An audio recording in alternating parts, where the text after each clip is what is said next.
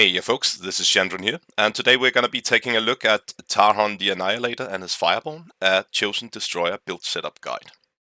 Since we're going to be building a build around this talent, Chosen Destroyers, let us start by reading it. Raising cities grants a permanent plus 40 gold, plus 20 mana, and plus 20 knowledge income. Cannot obtain new cities, and conquered cities can only be raised. We suffer minus 300 relations with all 3 cities, and minus 300 empire relations with all other empires. So the first thing that comes to my mind when I read that we want to be raising cities is that in the Chaos Tree there are quite a lot of talents that are focused around raising cities and being at war with other nations. So first off, we have War Slaves. Raising cities grant +1 population to one of your cities for every 3 population of the city that was raised. We have Spoils of Destruction. Raising cities yields +20 gold permanent income. We have the last one here, Reign of Destruction. Raising cities takes -2 turns less, and raising city yields +50% more resources. And we also gain a unit tier 3 unit of the raised cities culture. There's also something about being a war, extra +50 gold and +50 mana per active war you are involved in, and even stuff like Skilled Raiders, where our pillaging takes less turns and yields more rewards, and also heals our units. This is a lot of stuff focused about destroying other people, so we definitely want to be chaos, and we want to go up the tree fast. Taking a look back at the trait, we notice that we can only ever have one city. This has a couple of major disadvantages, first of which being that our economy is going to be weaker and we will need to supplement that somehow. Raising cities is all fine and good, but perhaps we can find somewhere else to find a lot of economy, and one way to do that is building a lot of outposts.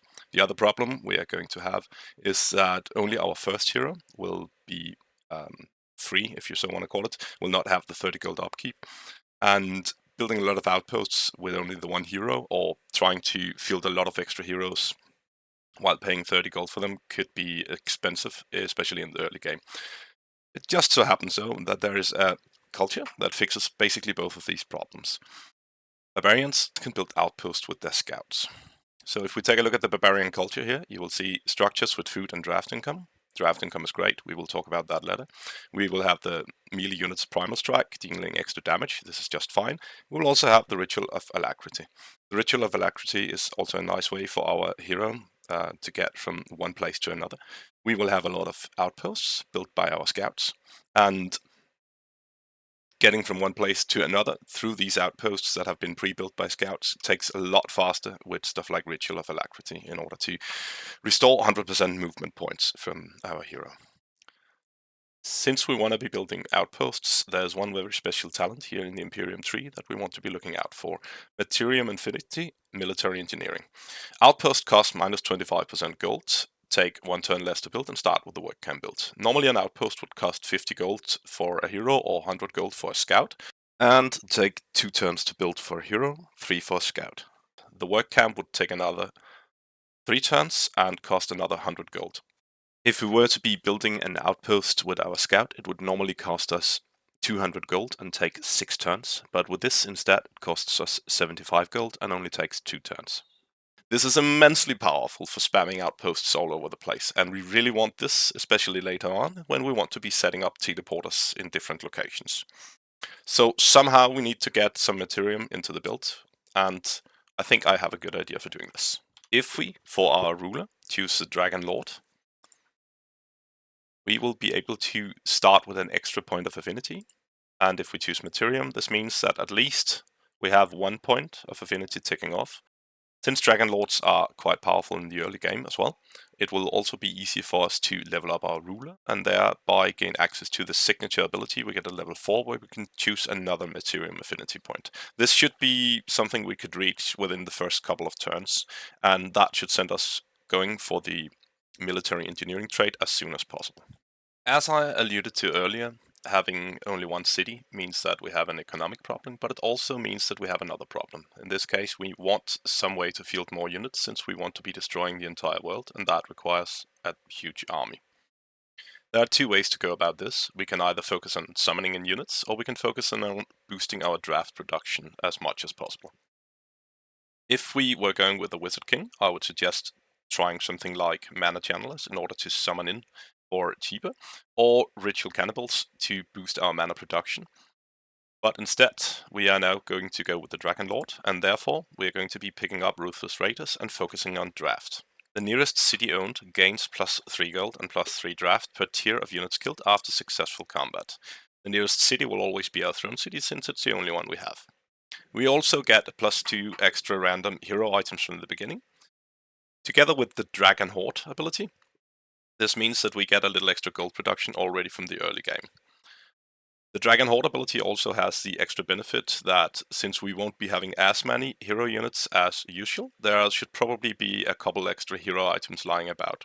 Normally you would sell those, but since we're going to be at war with basically anyone, we don't have anyone to sell with, and this is an awesome combination and means we can just let them lay around and they will still give us a benefit. Back with the Ruthless Raiders, the main benefit of this trait is the +3 gold and +3 draft per tier of unit killed. We are going to be killing a lot of units since we're going to be at war all of the time. And the extra golden draft is perfect for building and maintaining our army. Now, with most of our economic weaknesses shored up by other choices, we can take a look at our physical form and our form traits. I've gone with human for the visuals for the Fireborn, and I've chosen the body trait Quick Reflexes and the mind trait Ferocious. We want to be able to make war as early as possible, and our tier 1 units are both quite melee focused, so I've gone with traits that are quite melee focused. For Quick Reflexes, it will allow us to easily get to the enemy without getting hurt by archers. Archers are always an issue in the early game. And Ferocious also means that once we are there, it will be harder for the enemy to reposition and go for our weaker units. We have some quite strong shield units early on that have a nice stun. And if they can shore up the enemy and lock them down, they will have a harder time going for whatever weak units we have around, like War Shamans or even our Skirmishers that have absolutely no defense.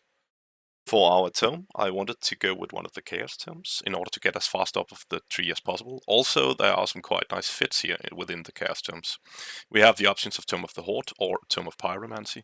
If I had been a Wizard King, I would have chosen Tome of the Horde in order to summon in Irregulars from the beginning. And a lot of the way through the game, to be honest. But since we are going with the Dragon Lords, I want to choose the Tome of Pyromancy. This gives us some very nice buffs early on. Searing Blades is very nice for both our skirmishers and our shield units. And Fiery Arrows are good for our skirmishers in that it allows them to inflict burning, which will buff the damage of our melee attacks. We also get access to a summon ability, Summon Lesser Magma Spirit, which will allow us to utilize our mana production in the early game and diversify how we produce units. These also have a chance of applying burning, which will once again buff our early melee units. Ignite and Immolate are both decent spells, and the Pyromancer is a quite strong battle mage unit for an all-round build. We get access to the Ritual Pyre, which is fine for mana income, but mostly for later. This leaves us with a grand total of 5 Chaos Affinity, 1 Nature Affinity, and 1 Materium Affinity from the early game. The single point of Nature Affinity is not something we can really help since we are going to be barbarians, but since we have it, let's take a look at what we can use it for. And the talent that springs to mind the earliest is Natural Recovery. We will be having a lot of outposts all around the place, which means we will always be close to our own domain. Your units regenerate an additional +15 hit points per turn in friendly domain. Together with the fact that we're playing barbarians and thus will be using a lot of berserk abilities, this is quite powerful. Dropping into our own outposts in order to heal up after a combat in which our unit has gone berserk and is left at 1 hit point is a strong play. Later on down the line, we might be able to get access to Expansive Reach, which allows our one city to become that much bigger. To reach Expansive Reach, we will have to take some more Nature Tomes to get more affinity, but I will leave that up to you whether you think that is important for your version of this build. In the end, all that we have left to do is customize the appearance of our Lord and units. I have gone with this Broodfather Taron the Annihilator for my Lords, and with the Fireborn as my race.